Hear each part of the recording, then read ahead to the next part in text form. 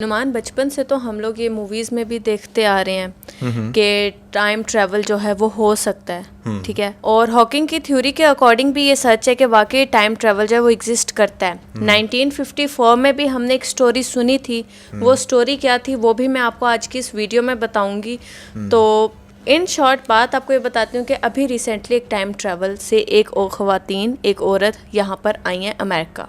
अच्छा, time travel करके। Okay. Numan USA JFK airport पर एक खातून आती हैं। जैसे वो चेक इन वाला जो काउंटर होता है वहाँ पर सब आ रहे होते हैं, प्लेन से उतरते हैं, आके अपना पासपोर्ट सबमिट करवाते हैं, उनकी वेरिफिकेशन होती है। ऐसे ही उस लेडी के पास एक वेरिफिकेशन के लिए खातून आती हैं, ठीक है। उन्होंने को अबाया टाइप कुछ पहना होता है, लॉन्ग उनका होता है, ऊपर हिजाब वगैरह लिया होता है। उस खातून ने, ठीक है, उन खातून ने आती हैं, आकर अपना पासपोर्ट देती हैं और जैसे उनके पासपोर्ट की चेक इन होती है तो उसके ऊपर कंट्री का नाम टोरेंजा लिखा होता है। टोरेंजा। वो जब देखती हैं तो बड़ी वो मशकूक होती हैं और वो देखती हैं, जब अपनी सारी लिस्ट देखती हैं तो उन्होंने ऐसा नाम सुना हुआ नहीं होता। अच्छा। तो वो सिक्योरिटी को बुलाती हैं, ठीक है। तो सारी सिक्योरिटी आ जाती है, पता करवाते हैं, वर्ल्ड मैप पर देखते हैं, दुनिया के जितने भी मैप्स हैं उन पर देखा जाता है टोरेंजा नाम का कोई कंट्री एग्जिस्ट ही नहीं करता। News: a woman has landed at JFK Airport with a passport from a country that has never existed in our lifetime. Authorities at JFK International Airport are in shock. Tonight, a woman arrived from Tokyo carrying a passport from a nation called Torenza, a place that does not exist on any map of our world. The passport was flawless. Biometric chip, perfect holograms, dozens of stamps from countries that also do not exist. Her documents were perfect, better than perfect. But the country, Torenza, it doesn't exist anywhere. Witnesses say she looked completely ordinary, like any tourist, but when agents told her Torenza isn't real, she froze, then whispered, "Then this isn't my world." जब उनसे पूछा जाता है तो वो कहती है मैं तो टोक्यो से आई हूँ। मैं आपको बताऊं, ठीक है, मेरी बात सुने, मैं यहाँ पर आपको इंटरप्ट करता हूँ। हाँ। टोरेंजा वो जो बोल रही थी, जो उनके पासपोर्ट के ऊपर लिखा भी हुआ था, जब ये दुनिया बनी थी, या चलो बनी नहीं, आप आज से 20-50 साल पहले, 50 साल पीछे चले जाओ, तो आज से 50 साल पहले क्या दुनिया के मैप पर इतने कंट्रीज थे जितने आज हैं? ना, वक्त के साथ साथ नए नए कंट्रीज भी आए, पार्टीशंस भी हुई और नई नई स्टेट्स भी आई। और ये इनका कंट्री नेम बताता है कि ये फ्यूचर से आई हैं, क्योंकि फ्यूचर में कोई टोरेंजा नामी ऐसा कंट्री आपको बनेगा। मैं बताती भी हूँ ना, इसका एक और प्रूफ भी मैं आपको देती हूँ, ठीक है। तो जब उनसे पूछा जाता है तो वो कहती हैं मैं टोक्यो से आई हूँ, लेकिन जब उनके वीज़े को फर्दर देखा जाता है कि अच्छा ये कोई मशकूक तो नहीं है, या किसी ने भी जो उनके अपोजिट कंट्रीज़ होते हैं, जैसे कि ना जो कोई वॉर वगैरह शुरू करवाना चाह रहे हो, कोई ब्लास्ट वगैरह भेजो या कुछ भी, तो वो क्या करते हैं, वो उनका बाकी वीज़ा देखते हैं और उस वीज़ा की सारी जो डॉक्यूमेंटेशन होती है वो रियल होती है, उसके पर जो स्टैम्प्स लगी होती हैं वो रियल स्टैम्प्स होती हैं। अच्छा। ठीक है। और उसके बाद डजन्स ऑफ ऐसे वीज़ाज उस पर अप्रूव्ड हुए होते हैं जिन कंट्रीज़ के नाम एग्जिस्ट ही नहीं करते वर्ल्ड में। एग्जैक्टली। जैसे ही वो चेक इन वाली लेडी से पूछती हैं कि मैं कहाँ हूँ, तो वो कहती है आप USA में आ गई हैं। वो कहती है मैं USA में आ गई हूँ। वहाँ पर ना उसके ना एक्सप्रेशंस बड़े अजीब हो जाते हैं, वो शॉक्ड हो जाती है एकदम। She asked me, "Is this America?" I said, "Yes, of course." Then she whispered, "America," like she had landed in the wrong place. फिर उसको क्या किया जाता है, एक सिक्योरिटी रूम में लॉक कर दिया जाता है, उसके डॉक्यूमेंट्स जो हैं वो ले लिए जाते हैं। जैसे ही उसके डॉक्यूमेंट्स लिए जाते हैं, वो जिस सिक्योरिटी रूम में होती है उसके बाहर पुलिस का पहरा आ जाता है, ठीक है, उसको अंडर ऑब्जर्वेशन रख दिया जाता है। लेकिन उसके बाद वो औरत कुछ भी नहीं बोलती और जो हमारी टीम्स होती हैं वो सर्च करने लग जाती हैं कि अच्छा ये कहाँ से आई है, ये किस तरह से एग्जिस्ट करती है, उसका सामान भी ले लिया जाता है। लेकिन नेक्स्ट मॉर्निंग जैसे ही दरवाजे खोले जाते हैं तो देखा जाता है वो अंदर खातून है ही नहीं, वो गायब होती है, उनका पासपोर्ट भी नहीं होता है और उनका जो लगेज लिया होता है वो भी नहीं मौजूद था। सब कुछ गायब हो जाता है। सब कुछ गायब था और इवन के ना कोई वहाँ की जो अंदर का लॉक था वो अनलॉक हुआ था, विंडोज़ जैसी सील थी वैसे की वैसे सील थी। रात भर जो पुलिस थी वो उनके दरवाजे के बाहर रही, लेकिन वो कहीं से भी पता नहीं लगा कि वो एकदम कहाँ से कैसे गायब होगी। उनकी ये साथ साथ पिक्चर भी दिखाई जा रही है, वीडियोज़ भी दिखाई जा रही हैं, जिसने ना इस वक्त जो है सोशल मीडिया पर बहुत ज़्यादा हलचल मचा दी है। लोग बहुत ज़्यादा कंफ्यूज्ड हैं कि क्या ये कोई जिन थी, भूत थी, एलियन थी कौन, ये आई यहाँ पर कैसे है। असल में जैसे आज से 15 साल पहले जब हम छोटे होते थे तब हम ये बड़ा सुनते थे कि फ्यूचर में गाड़ियाँ उड़ा करेंगी, ये होगा वो होगा। अब उस टाइम जो चीज़ें सुनी थी, कुछ चीज़ें मूवीज़ में देखी भी, आपने भी देखी होंगी, 2020 की मूवी देखी होगी, 2024 की मूवीज़ देखी होंगी, 2009 में बैठे हुए, ठीक है, या 2008 में 2005 में बैठे हुए 2024 की कोई मूवी देखी होगी, ईयर स्टार्ट में लिखा हुआ आ जाता है 2024, और पता नहीं कौन कौन सी फ्यूचरिस्टिक चीज़ें, वो शायद इतना कुछ तो नहीं हो रहा, लेकिन फ्यूचर बड़ा अजीब है। और अब इस टाइम फ्यूचर के अंदर हैं, ख़ास तौर पे एआई ने जिस तरीके से चीज़ों को अपग्रेड किया, जैसे एक बहुत सारे शॉकिंग मोमेंट्स हमें दे रही है आजकल एआई। तो मेरा ये ख्याल है कि future is this is the future, कि जहाँ पर अब कुछ ना कुछ आपको ऐसी चीज़ें नज़र आना शुरू हो गई हैं जो आप कभी मूवीज़ के अंदर बैठकर देखते थे। जैसे कि आप लोग आजकल सोशल मीडिया पर देखो तो आपको बहुत सारी ऐसी सीसीटीवी के फुटेज नज़र आ जाती हैं जहां पर आप देख रहे होते हो एयरपोर्ट की कि कोई लेडी जो है वो अपना लगेज लेकर जा रही है, एकदम से लगेज वहीं रह गया और वो खुद गायब हो गई।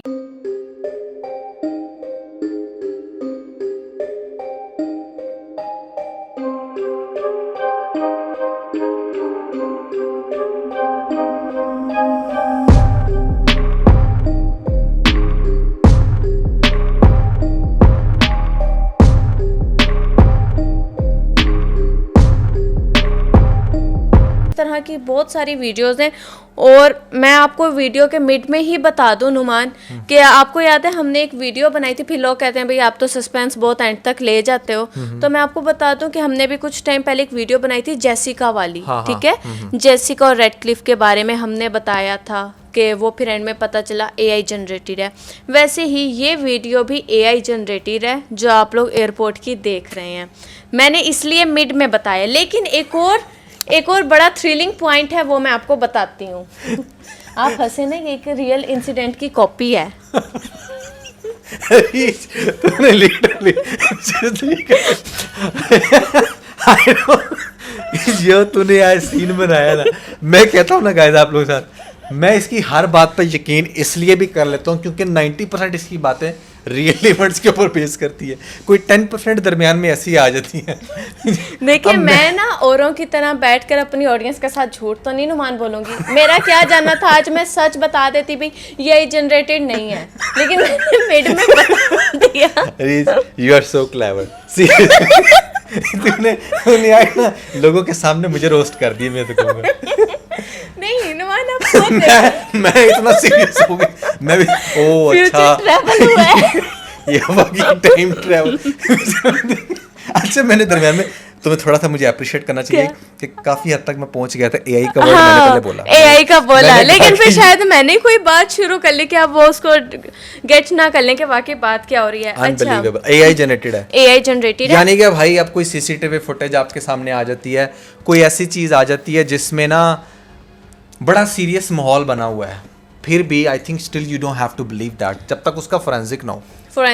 इस वीडियो को आप अगर गौर से देखेंगे ना तो आपको पता लग जाएगा कि इसमें कितने ग्लिच हैं, ठीक है ना, आप इजीली समझ पाएंगे। लेकिन हम लोग क्या करते हैं, बाजू का वो जो होते हैं ना स्टोरी टेलर, वो ऐसे होते हैं कि वो इस तरह से स्टोरी को बताते हैं कि आप लोग ना उनकी बात पर आपका गौर होता है, ध्यान होता है, और आप उस वीडियो के ग्लिचेस को नहीं देख रहे होते हैं। और एक और मेन बात मैं अगर बताऊं कि अगर कुछ इस तरह का टाइम ट्रैवल रियल में हुआ होता है इस टाइम पर, वैसे ही एग्जिस्ट करता है, इसकी स्टोरी भी मैं आगे आपको जाकर बताती हूँ जो रियल इंसिडेंट था। लेकिन अगर इस टाइम पर ये टाइम ट्रैवल हुआ होता तो सबसे पहले अल जजीरा, बीबीसी, पाकिस्तान के कितने बड़े बड़े न्यूज़ चैनल हैं जैसे कि ARY न्यूज़, इन सब पर ये न्यूज़ चलती, आप लोगों को पता लगती, हर रिपोर्टर इस बारे में बात कर रहा होता।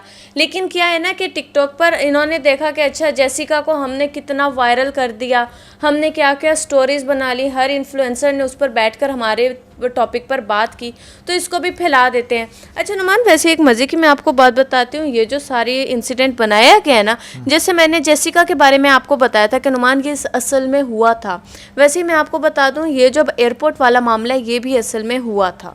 अच्छा जी, 1954 में जुलाई में ठीक है, यानी कि ये जो सीन है, सारा सीन है ये वो पहले actually एक्चुअल में हो चुका है। तो यही एक ट्विस्ट था जो मैं कह रही थी, मैं एंड पे बताऊंगी। जुलाई 1954 में जापान पर एक एयरपोर्ट पे सेम ऐसे इंसिडेंट होता है। यूरोप से जो एयरप्लेन होता है ना, वो टोक्यो के एयरपोर्ट पर लैंड होता है, ठीक है। उधर से एज इट इज़ ऐसे दिखाया जाता है, जो चेक इन पॉइंट है उधर एक मेल आता है अपने लगेज के साथ, आकर अपना पासपोर्ट दिखाता है। चेक इन हो रहा होता है तो पता लगता है वो उसके पासपोर्ट पर टोरेट का नाम है। टोरेट अब कौन सा वो शहर है, वो कौन सा कंट्री है, वो जब वर्ल्ड मैप पर देखते हैं तो उस टाइम पर 1954 में वो वाला जो था सिटी, वो कंट्री एग्जिस्ट ही नहीं करता। तो जब वो भी एज इट इज़ ये क्वेश्चन करते हैं कि मैं यूरोप आ गया हूँ, तो वो कहते हैं जी आप यूरोप आए हो। वो फिर कहता है अच्छा, तो वो फिर उससे उसकी वजह पूछते हैं कि आप यहाँ क्या करने आए हो। तो वो बताते हैं कि मैं एक बिज़नेस मीटिंग से आया हूँ, इस कंपनी के साथ मेरी बिज़नेस मीटिंग होनी है, इस होटल में मैंने स्टे करना है। तो जैसे ही वो उसकी इन्फॉर्मेशन लेते हैं यूएस में, ठीक है, टोरेट से आया होता है, यूएस में उसने आया होता है और उसको ये पता होता है कि वाकई मैंने यूएस ही जाना था। लेकिन जिस कंपनी का वो नाम बताता है, जिस होटल का वो नाम बताता है, जब वहाँ पर कॉल करके इस तरह के रिसेप्शन से पता किया जाता है कि किसी शख्स ने आना था टोरेट से, तो वो मानने से इनकार कर देते हैं कि ऐसा तो ना हम किसी कंट्री को जानते हैं, न इस नाम के किसी शख्स को जानते हैं जिसने आज आना था, न इसके साथ आज हमारी कोई मीटिंग है। तो उसी तरह इस बंदे को भी जो फिर वो सस्पिशियस हो जाता है, इसको लॉक कर लिया जाता है एक सिक्योरिटी रूम में। अगेन जब नेक्स्ट डे आती है, सारी सिक्योरिटी रूम में देखती है तो वो गायब होता है, उसका लगेज, उसके पासपोर्ट और हर चीज़ गायब होती है।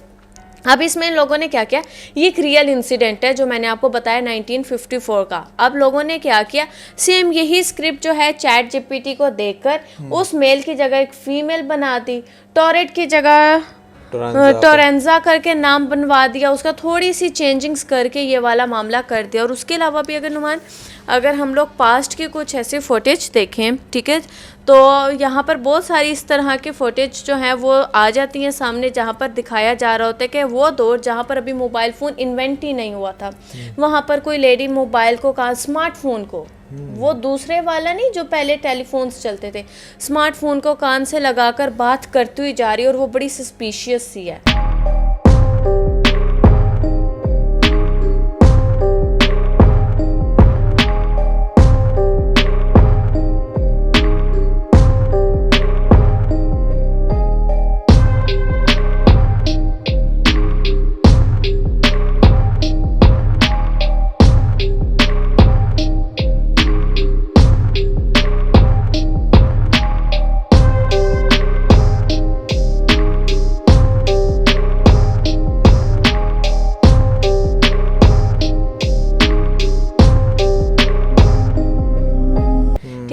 तो लोगों ने उस टाइम पे पता नहीं कैमरे थे या नहीं थे, या ये भी एआई जनरेटेड हैं, तो ये बहुत सारी ऐसी वीडियोस आपको सोशल मीडिया पर मिल जाएंगी जो आपको भी हैरान कर देंगी कि वाकई यार ये हो चुका है, जबकि उनमें से मोस्टली एआई जनरेटेड होती हैं। अच्छा नुमान, ये तो वो सारे इंसिडेंट हो गए ना जो हमें सोशल मीडिया पर देखने को मिलते हैं।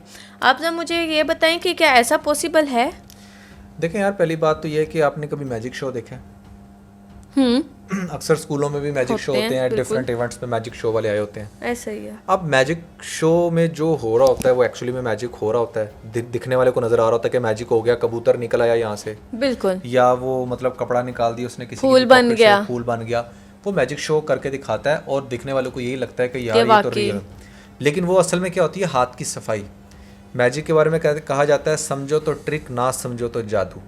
यानी कि अगर आप समझ जाओ तो वो एक ट्रिक है, वो एक ट्रिक है जिसके ज़रिए उसने वो आपको एकदम से ऐसा इल्यूजन दिया कि आपको लगा कि इसने मैजिक किया है, जबकि एक्चुअली में वो एक ट्रिक था, लेकिन अगर आपने समझा नहीं इसलिए वो आपके लिए जादू बन गया। इसी तरह डिजिटली भी बहुत सारे ऐसे काम हो रहे हैं जिसको आप समझ जाओ तो वो एक ट्रिक है, चाहे वो डिजिटली किसने एडिटिंग के ज़रिए एआई को यूज़ करके या फिर चीज़ों को मैनिपुलेट करके, सीसीटीवी फुटेज को मैनिपुलेट करके, चाहे 1954 में बनाया हो या अब बनाया हो, वो या तो एक ट्रिक है या वो आप लोगों के लिए जादू बन जाएगा, वो आप लोगों के लिए वो चीज़ बन जाएगा कि क्या यार ये वाकई ऐसा हुआ था, हो चुका है। तो रियलिटी ग्राउंड में there is nothing like super natural in this world as of now.